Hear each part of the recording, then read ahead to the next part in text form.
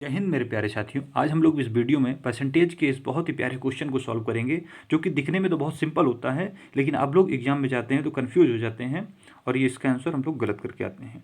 ठीक है, तो आज हम लोग इस वीडियो में इसके कॉन्सेप्ट को बारीकी से समझेंगे और इसमें हम लोग आपको इसका 3 कॉन्सेप्ट समझाएंगे, जिसमें आपको ये बेहतर तरीके से समझ में आएगा इस क्वेश्चन को कैसे सॉल्व करते हैं। चलिए शुरू करते हैं। जैसे कि क्वेश्चन है, as income is 25% more than B which income, तो income of B is how much percentage less than income of A. ठीक है, तो ये क्वेश्चन है हमारे पास। तो देखिए, सबसे पहले ये 25% है, क्या है, मोर है, तो ये हम लोग प्लस लगाएंगे। इसको जब हम लोग फ्रैक्शन में लिखेंगे तो 1/4 लिख सकते हैं, यहाँ पे प्लस लिखेंगे। अभी देखिए, जब ये यहाँ पर प्लस होगा तो जाहिर सी बात है यहाँ पे हमको निकालना है माइनस, तो यहाँ पे लिखेंगे माइनस। अच्छा, प्लस होगा तो फ्रैक्शन जो ऊपर की वैल्यू है, ठीक है, जो ऊपर में वैल्यू है न्यूमरेटर में, तो हम लोग उसको सेम लिखेंगे। लेकिन यहाँ पर प्लस है, प्लस में यहाँ पर लिखेंगे तो इसको हम लोग इसमें ऐड कर देंगे। जब इसमें ऐड करेंगे तो यहाँ पे हो जाएगा 5। ठीक है, जब इसको हम लोग सॉल्व करेंगे तो ये आएगा यहाँ पर -20%। अच्छा, परसेंटेज कहाँ से आया, इसमें हम लोग 100 से मल्टीप्लाई करते हैं। ठीक है, इस तरीके से जो इसका आंसर आएगा वो होगा बी। आप लोगों को इसमें इतना टाइम लगा है, लेकिन जब आप लोग इसको सॉल्व करेंगे इस ट्रिक से तो ये फट से हो जाएगा। इसी तरीके से अब हम लोग इसमें जो है सेकंड मेथड देखते हैं। सेकंड मेथड में क्या कहता है कि जैसे मान लीजिए ए है और ये है बी। ठीक है, कह रहा है कि ए की इनकम जो है बी की इनकम से 25% अधिक है।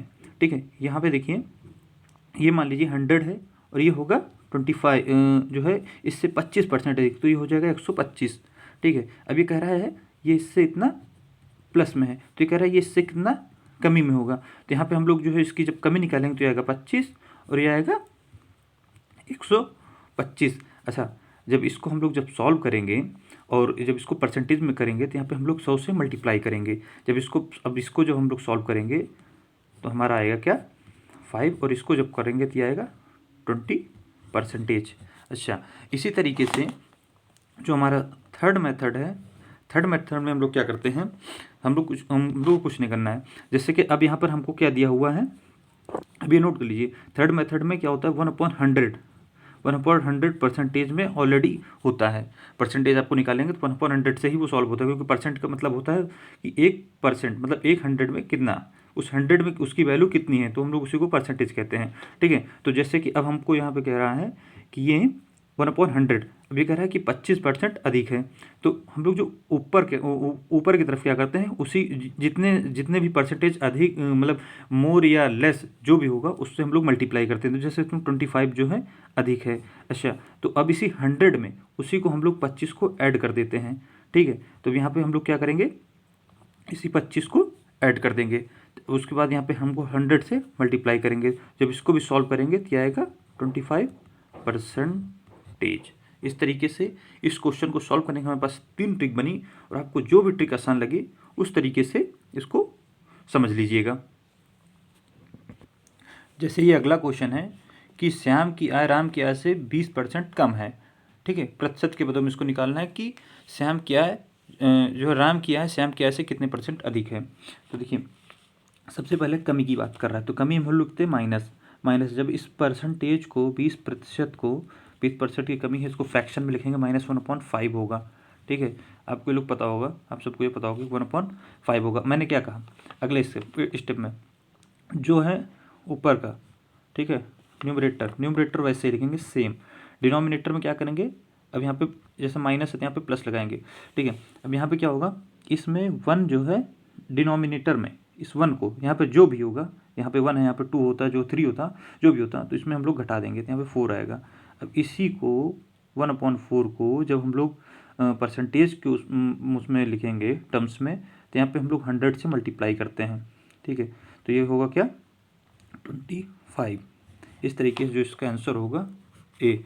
अच्छा, ये समझाने में इतना टाइम लगा है, जब आप इसको फ्लुएंटली करेंगे तो आपको टाइम नहीं लगेगा। इस तरीके से जो मैंने आपको दूसरा मेथड या जो दूसरा और तीसरा मेथड था उसको, उससे भी इसको सॉल्व करके दिखा देते हैं। क्या था दूसरे वाले, मैंने कहा ये ए है, मान लीजिए ए नहीं, अभी मान लीजिए ये श्याम है, ये राम है।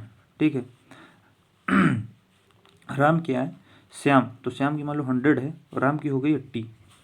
ठीक है, कमी कितने की है, इसमें जब घटाएंगे तो आएगा 20। तो किसकी जो है, ठीक है, और किसकी आय के ऊपर बोल रहा है, जो है यहाँ पर आएगा 20। ये गलत हो गया है, इसमें कह रहा है राम की आय से 20%, तो यहाँ पर राम की आय होगी पूरी 100, ठीक है। श्याम की आय 20% की कमी जब इसमें करेंगे तो ये हो जाएगा 80।